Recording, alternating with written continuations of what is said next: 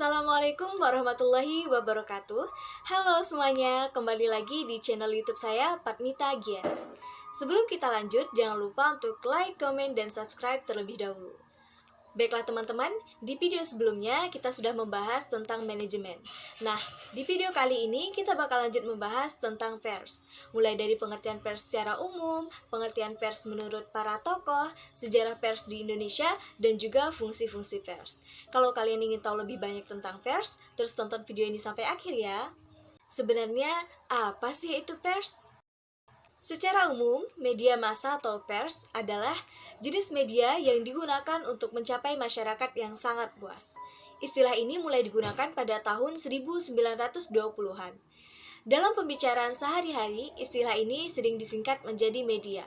Pers merupakan kependekan dari persurat kabaran yang kemudian dikenal luas dengan pers. Menurut Undang-Undang Nomor 40 Tahun 1999 tentang pers, pers adalah lembaga sosial dan wahana komunikasi massa yang melaksanakan kegiatan jurnalistik yang meliputi mencari, memperoleh, memiliki, menyimpan, mengolah, dan menyampaikan informasi baik dalam bentuk tulisan, suara, dan gambar, serta data dan grafik maupun dalam bentuk lainnya dengan menggunakan media cetak, media elektronik, dan segala jenis saluran yang tersedia.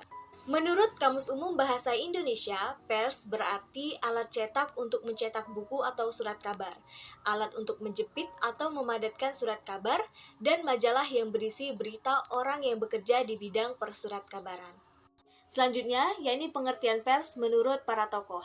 Yang pertama, yakni menurut R.F. Saifullah Fathah, pers merupakan pilar keempat bagi demokrasi. Yang dimaksud pers sebagai pilar keempat adalah pers memiliki fungsi yaitu sebagai alat kontrol sosial dalam kehidupan demokrasi. Yang kedua, menurut Umar Seno Aji, pers dalam arti sempit yaitu penyiaran pikiran, gagasan, atau berita-berita dengan kata tertulis. Sedangkan pengertian pers dalam arti luas yaitu memasukkan di dalamnya semua media yang memancarkan pikiran dan perasaan seseorang baik dengan kata-kata tertulis maupun dengan lisan. Kemudian menurut Kustadi Suhandang, pers adalah seni atau keterampilan mencari, mengumpulkan, mengolah, menyusun, dan menyajikan berita tentang peristiwa yang terjadi sehari-hari secara indah dalam rangka memenuhi segala kebutuhan hati nurani halayaknya.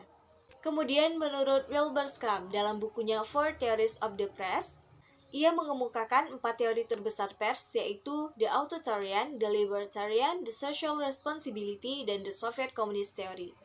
Keempat teori tersebut mengacu pada satu pengertian bahwa pers itu sebagai pengamat, guru, dan forum yang menyampaikan pandangannya tentang banyak hal yang mengemuka di tengah masyarakat. Kemudian menurut McLuhan, memandang pers sebagai the extended man, yaitu menghubungkan satu tempat dengan tempat lain dan peristiwa satu dengan peristiwa lain pada momen yang bersamaan.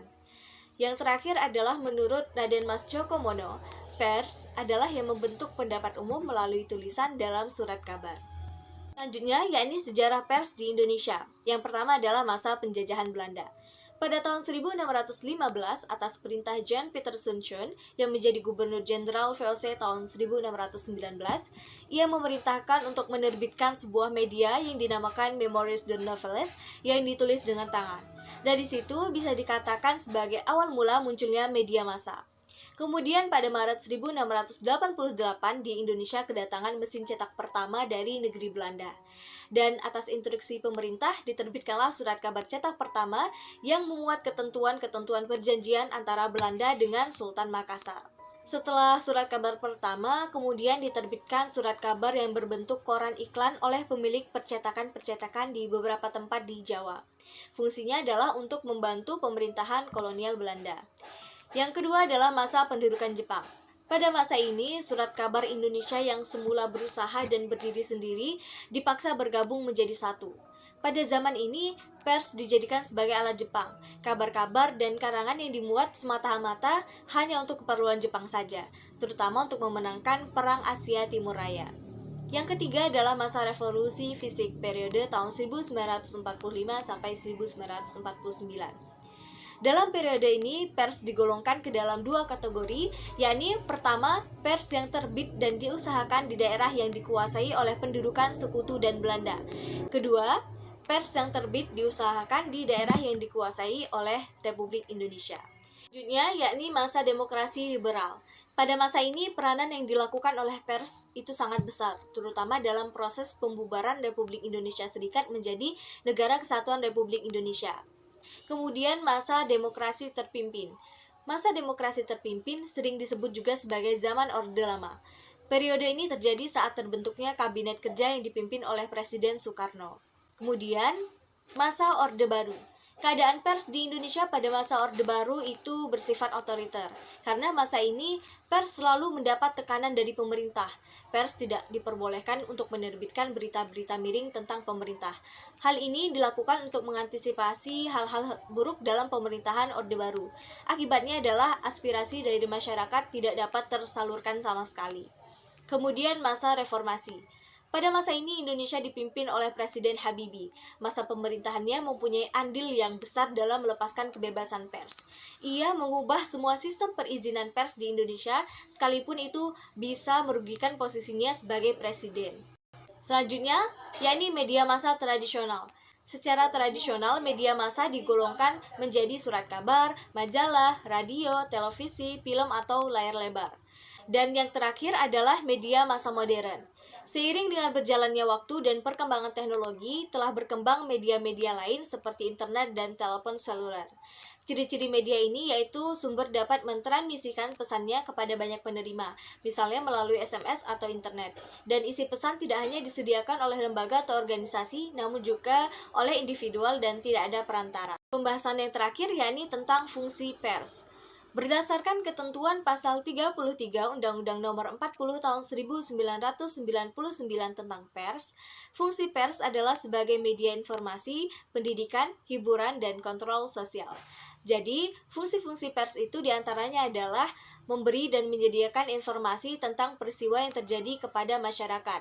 Kemudian adalah fungsi pendidikan, yakni sebagai sarana pendidikan dengan membuat tulisan-tulisan yang mengandung pengetahuan sehingga menambah pengetahuan dan wawasan masyarakat. Pers juga memuat hal-hal yang bersifat hiburan, misalnya berbentuk cerita pendek, cerita bersambung, cerita bergambar, teka-teki silang, pojok, dan karikatur.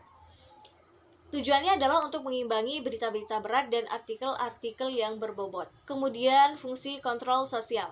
Fungsi ini terkandung makna demokratis yang di dalamnya terdapat unsur-unsur sebagai berikut. Yang pertama adalah social participation, yaitu keikutsertaan rakyat dalam pemerintahan. Kemudian social responsibility, yaitu pertanggungjawaban pemerintah terhadap rakyat.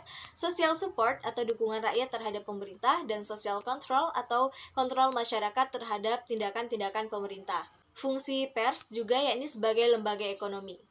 Karena pers adalah suatu perusahaan yang dapat memanfaatkan keadaan di sekitarnya sebagai nilai jual, sehingga pers dapat memperoleh keuntungan maksimal dari hasil produksinya untuk kelangsungan hidup lembaga pers itu sendiri.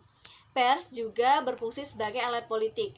Ketika pers menjadi alat politik, sebenarnya itu sudah keluar dari ideologi pers. Sebab di saat pers diposisikan sebagai alat politik, maka pers tidak lagi berpihak kepada publik, melainkan berpihak pada kepentingan golongan.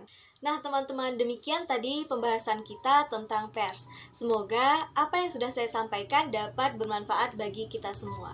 Thank you for watching. Wassalamualaikum warahmatullahi wabarakatuh. Bye-bye.